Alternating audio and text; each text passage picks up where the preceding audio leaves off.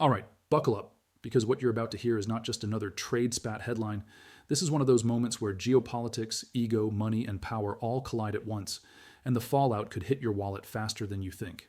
Picture this: it's Saturday morning, markets are closed, diplomats are off the clock, and then boom, a single post goes live. No press conference, no leaked memo, just a few sentences fired off on Truth Social.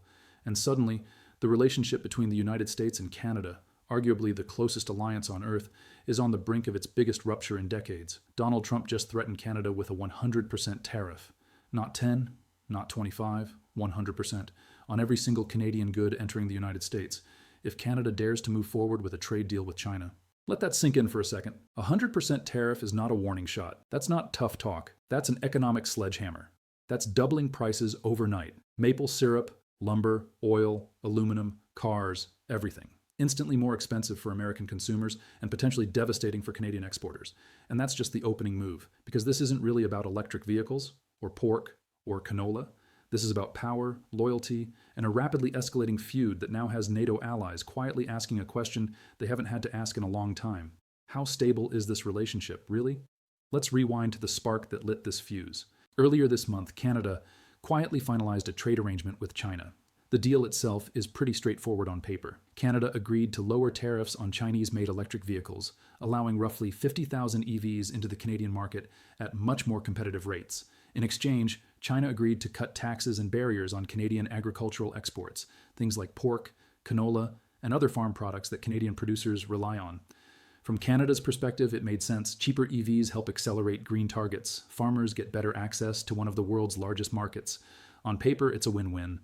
And here's where things get interesting. At first, Trump actually praised the move. He said this was the kind of deal Canada should be making. Efficient, transactional, good for business. Then something changed. Within days, Trump flipped. Hard. Suddenly, the deal wasn't smart. It was dangerous. In his words, Canada was turning into a drop-off port for Chinese goods. A backdoor. A loophole. A way for China to sneak products into the United States while dodging American tariffs. And if Canada helped China in any way, Trump's response was absolute. A 100% tariff on all Canadian imports, effective immediately. This is classic Trump escalation, but even by his standards, this is extreme. Trade wars aren't new for him. He's been using tariffs as leverage since 2018. Steel, aluminum, China, Europe, this is familiar territory. But Canada is different. Canada isn't a distant rival or a strategic competitor. Canada is America's largest trading partner, America's closest ally, the longest undefended border in the world. Hitting Canada with a full tariff wall isn't just economic pressure, it's personal, and the tone makes that crystal clear. Trump didn't just threaten tariffs. He went after Canada's leadership directly, referring to Prime Minister Mark Carney as Governor Carney. Not once, repeatedly. If that sounds familiar, it should. Trump used the same tactic with Justin Trudeau years ago. It's deliberate, it's not a joke. It's a way of saying, you're not a real sovereign leader. You're running a province, not a country. Petty? Absolutely.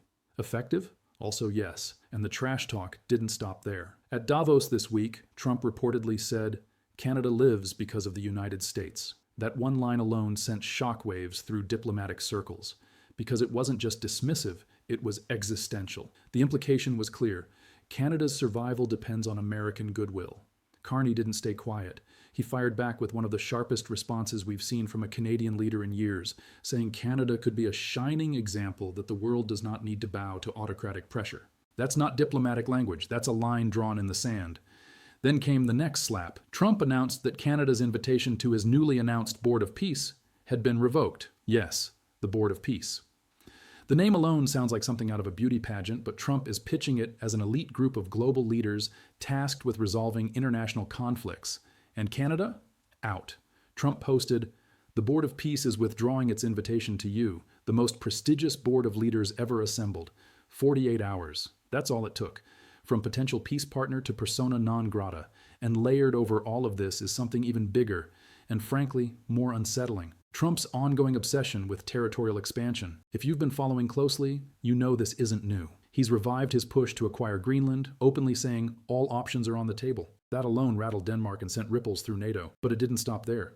This week, Trump shared an edited map showing the United States with Canada, Greenland, Venezuela, and Cuba all colored in as American territory. He's joked repeatedly about Canada becoming the 51st state. And every joke carries just enough seriousness to make allies nervous. Canadian leaders have responded forcefully, emphasizing that sovereignty is not negotiable, that Canada is not for sale, not now, not ever, but the damage is already being done, because this feud isn't happening in a vacuum. The USMCA, the trade agreement that replaced NAFTA, is up for review this year. So far, that agreement has shielded Canada from some of Trump's harshest trade measures. But if this conflict continues, that protection could disappear overnight, and the economic consequences would be brutal. A 100% tariff on Canadian goods would crush Canadian exports. Entire industries would feel it immediately, but Americans wouldn't escape unscathed either. Prices would spike on timber, oil, aluminum, cars, construction materials. Inflationary pressure would rise fast. And Canada wouldn't just sit there and take it.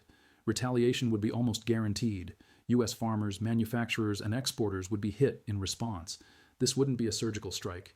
It would be mutually assured economic pain. Lose-lose. Then there's the geopolitical angle. At a time when NATO unity matters more than ever, this kind of internal conflict weakens the entire alliance. Trump's Greenland comments already had allies on edge. Adding Canada to the list of strained relationships only compounds the problem. And China? China is watching this unfold with popcorn. Any rift between the U.S. and its allies benefits Beijing. Every wedge driven between Western partners makes China stronger by default. Whether this was Canada's intention or not, the optics are playing directly into China's long-term strategy. As of now, Carney's office hasn't officially responded to the tariff threat. And that may be the smartest move, letting the dust settle, letting emotions cool. But make no mistake, Canadians are furious. Social media in Canada is exploding. Maple leaf emojis everywhere. Not for sale slogans trending. This has tapped into something deeper than trade. It's national identity.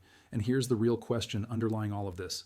Is this strategy actually smart? From Trump's perspective, this is America First taken to its logical extreme. No exceptions, no sacred cows, not even neighbors. Protect U.S. markets at all costs. Use maximum pressure to force compliance.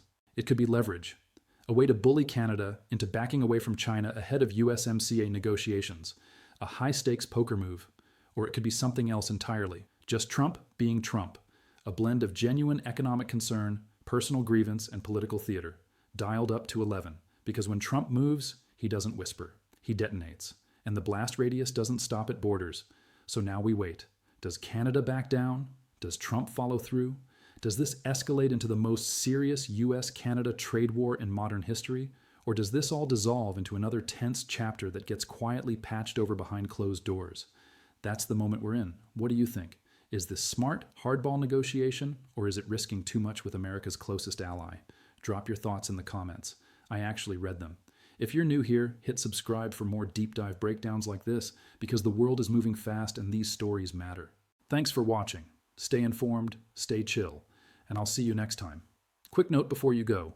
This breakdown is based on public reporting and Trump's own posts as of late January 2026. Politics moves fast. Always check for the latest updates. Peace out.